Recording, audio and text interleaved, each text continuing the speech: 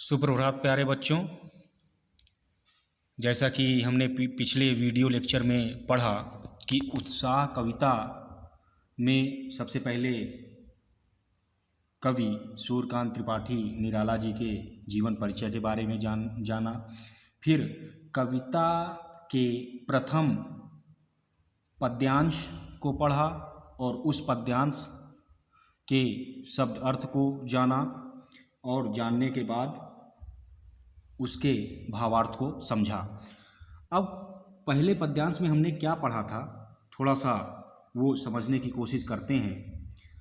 उसमें हमने ये पढ़ा कि निराला जी का सबसे पसंदीदा विषय बादल राग है। बादल राग में इन्होंने बादल को आह्वान किया है, बादल को बुलाया है और यह एक क्रांति फैलाने वाला गीत है, तो इसे क्रांति गीत के नाम से भी संबोधित किया जाता है। अब इसमें उन्होंने बताया कि निराला जी बोलते हैं कि जीवन में, मनुष्य के जीवन में अनेक परेशानियां आती हैं, अनेक समस्याएं आती हैं, विश्वास खो चुकता है आदमी, विश्वास खत्म हो जाता है, तो उस विश्वास को, उस परेशानी को, उस हताशा को, उस निराशा को जगाने का प्रयास इन्होंने पहले गद्यांश में किया। और उन्होंने बोला कि अगर उत्साह है, जोश है, उमंग है बादल की तरह, तो आपके जीवन में चारों तरफ खुशहालियाँ होंगी और जीवन फिर पूर्ववत जैसे लौट आएगा। आपका जीवन भविष्य बहुत उज्जवल होगा और अच्छे दिन जरूर आएंगे। जैसे हमारे माननीय प्रधानमंत्री मोदी जी कहते हैं कि अच्छे दिन जरूर आएंगे, तो बिल्कुल आप अगर एक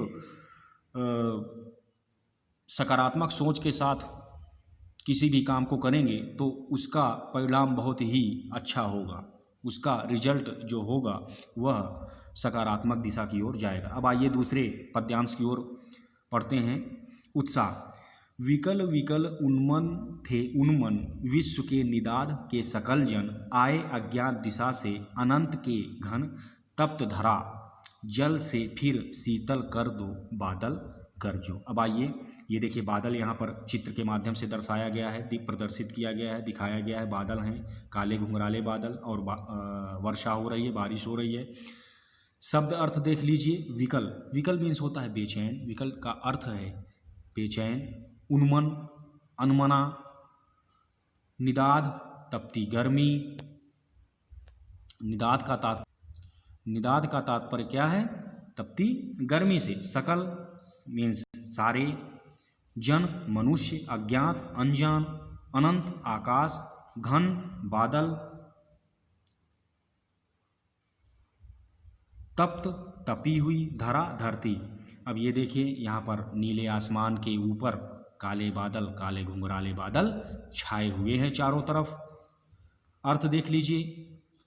कवि कहते हैं कि चारों ओर बेचैनी थी, व्याकुलता थी, हर मनुष्य परेशान था, लोगों के मन में उचेट था, लोगों के मन में एक कोलाहल थी। एक लोगों को उचेट का तात्पर्य यहाँ से यह है कि लोगों के मन में एक व्याकुलता थी, अनमने थे लोग, परेशान से थे लोग। विश्व के सभी लोग भीषण गर्मी के कारण दुखी थे। तब न जाने किस अनजान दिशा से ये बादल चारों ओर आए। कवि बादल से कहते हैं कि खूब बरसो और गर्मी से झुलस रहे लोगों को शीतलता प्रदान करो। और ये शीतलता प्रदान करने का मतलब तात्पर्य यहाँ से ये है, ठंडक प्रदान करना। जब आप गर्मी के महीने में पृथ्वी बहुत गर्म हो जाती है, तो गर्मी माह के बाद वर्षा ऋतु आती है। गर्मी के बाद वर्षा ऋतु आती है। जब बारिश होती है तो पृथ्वी ठंडी हो जाती है, तो इससे लोगों को ठंडक पहुंचाओ, खूब गरजो। अब देखिए सांकेतिक भाषा, मैंने आपको पहले ही बोला था कि यह रचना मानवीकरण अलंकार से है। मानवीकरण अलंकार का तात्पर्य यहाँ से ये है कि जब मनुष्य और प्रकृति के बीच समन्वय स्थापित होता है तो वहाँ पर मानवीकरण अलंकार उत्पन्न होता है। अब देखिए सांकेतिक भाषा क्या है, सांकेतिक अर्थ क्या है। संसार में चारों ओर हिंसा थी, कष्ट थे, लोग दुखी थे। अर्थात पृथ्वी बहुत गर्म थी, तपी हुई थी। भीषण विश्व की पृथ्वी बहुत तपी हुई थी, गर्मी थी। अर्थात संसार में चारों ओर हिंसा थी, कष्ट थे, लोग दुखी थे, परेशान थे उस भीषण गर्मी से, उस भीषण, सांकेतिक भाषा में देखिए, उस भीषण हिंसा से, कष्ट से परेशान थे। तब न जाने कौन छाया बनकर आया और दुख से पीड़ित धरती के लिए कल्याण और मंगल की वर्षा कर गया। यह कौन है? यह बादल है। अर्थात यह हमारे अंदर का आत्मविश्वास है, सकारात्मक सोच है, जो इस परेशानी से, इस हिंसा से, इस कष्ट से लोगों को दूर करने का कार्य किया। बादल के रूप में एक क्रांति लाया। इसीलिए इस कविता को क्रांति कविता भी, क्रांति गीत के नाम से भी निराला जी ने संबोधित किया है। कवि बादलों से यह प्रार्थना करते हैं कि हे बादलों, तुम खूब गरजो, खूब बरसो और दुख से पीड़ित जनता को सुख प्रदान करो। अब देखिए, थोड़ा और सांकेतिक भाषा के अर्थ में समझ लीजिए कि दूसरा मुख्य उद्देश्य यह है, निराला जी दूसरे पद्यांश का मुख्य उद्देश्य यह है, इसका सार, इसका तत्व यह निकलता है कि बादल के गरजने एवं बरसने से जब बेजान पौधों में नई जान आ जाती है, उसी प्रकार मनुष्य का भी अपने सारे दुखों को भूलकर अपने जीवन में नई शुरुआत कर लेनी चाहिए और जिंदगी में हमेशा सकारात्मक भाव से आगे बढ़ते रहना चाहिए। मुख्य रूप से निराला जी ने इस कविता के माध्यम से हमारे भीतर सोई क्रांति को फिर से जगाने का प्रयास किया है। सोई क्रांति का मतलब यह बादल राग कविता है। बादल राग कविता निराला जी ने एक क्रांति, लोगों को आह्वान किया है। यह आह्वान गीत है, उत्साह नाम की कविता आह्वान गीत है। लोगों को आह्वाहित किया कि इस क्रांति से, इस क्रांति का हिस्सा बनो। ठीक है, अब आइए आगे बढ़ते हैं। काव्यगत विशेषताएं क्या हैं?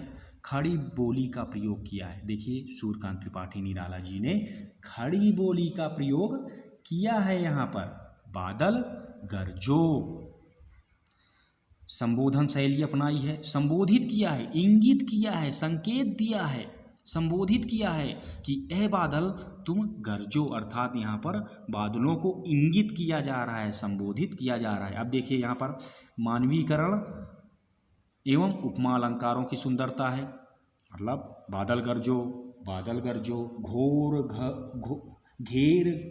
घेर घर घोर गगन धराधर ओ, ये क्या है? यहाँ पर उपमा अलंकार के साथ अनुप्रास अलंकार भी है, क्योंकि यहाँ पर घ की बार बार आवृत्ति हो रही है, तो यहाँ पर उपमा के साथ अनुप्रास अलंकार भी है। और घेर घर घोर गगन धराधर ओ, यह एक उपमा अलंकार की भी सुंदरता को प्रदर्शित करता है। मानवीकरण अलंकार, जहाँ पर मनुष्य और प्रकृति के बीच समन्वय स्थापित हो, वहाँ पर मानवीकरण अलंकार होता है। यह कविता या यह गीत, क्षमा कीजिए यहाँ पर गलत हो गया है, उसके लिए माफ़ी चाहते हैं। यह कविता या गीत एक आह्वान गीत है जो बादलों को संबोधित करके लिखी गई है। अब देखिए, प्रश्न किस प्रकार से उठते हैं कि कवि ने यह कविता बादलों को ही संबोधित किया। कवि ने यह कविता बादलों को ही संबोधित क्यों किया? अर्थात कवि ने यह कविता बादलों को इसलिए संबोधित किया क्योंकि बादलों के माध्यम से कवि क्रांति लाना चाहते थे। कवि क्या लाना चाहते थे? लोगों के प्रति सोई हुई क्रांति को जगाने का प्रयास किया, क्रांति लाना चाहते थे। कवि बादल से क्या प्रार्थना करते हैं? कवि बादल से कहते हैं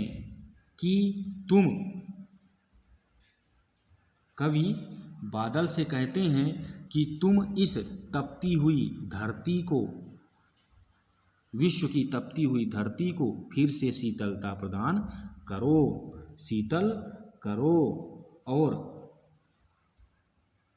बादल से ये कहते हैं कि इस गगन को चारों ओर घेर लो और लोगों के अंदर खुशी का, खुशहाली का वातावरण बनाओ। कवि बादल से बरसने के लिए प्रार्थना क्यों करते हैं? कवि बादल से बरसने के लिए प्रार्थना करते हैं क्योंकि धरती तपी हुई थी, गर्म थी। तपी हुई धरती को शीतल प्रदान करने के लिए कवि ने ऐसा कहा कि बादल को बरसना चाहिए और प्रार्थना भी किया। कवि बादलों के सौंदर्य का वर्णन किस प्रकार करते हैं? कवि बादलों के सौंदर्य का वर्णन करते हैं कि कवि ललित ललित काले घुंघराले बादल, विद्युत छवि, वज्र छिपा नूतन, ऐसे शब्दों से कवि बादलों के सौंदर्य का वर्णन करते हैं। अर्थात काले घुंघराले बादल, हाँ, विद्युत उत्पन्न करने वाले, बिजली उत्पन्न करने वाले बादल, गड़गड़ाने वाले, गर्जना उत्पन्न करने वाले बादल, ऐसा वो सौंदर्य का वर्णन करते हैं। कविता के माध्यम से कवि क्या कहना चाहते हैं? कविता के माध्यम से कवि कहते हैं कि हमारे अंदर जो सोई हुई क्रांति है उसको जगाना चाहिए। कभी हमें जीवन में हताशा, निराशा नहीं होना चाहिए। हमें जीवन में निरंतर दिन प्रतिदिन बढ़ना चाहिए, आगे बढ़ना चाहिए। अच्छे दिन जरूर आएंगे, ऐसी कल्पना कवि करते हैं और जीवन में खुशहाली फिर से लौटे, सबके जीवन में खुशहाली आए। कवि ऐसी चीज़ें यहाँ पर कविता के माध्यम से लोगों को संदेश देते हैं और पहुँचाना चाहते हैं। तो मुझे उम्मीद है विद्यार्थियों, आप लोगों को ज़रूर समझ में आया होगा। अगर समझ में नहीं आया तो आप फिर से बताइए, कमेंट बॉक्स में ज़रूर लिखिए। तब तक के लिए धन्यवाद।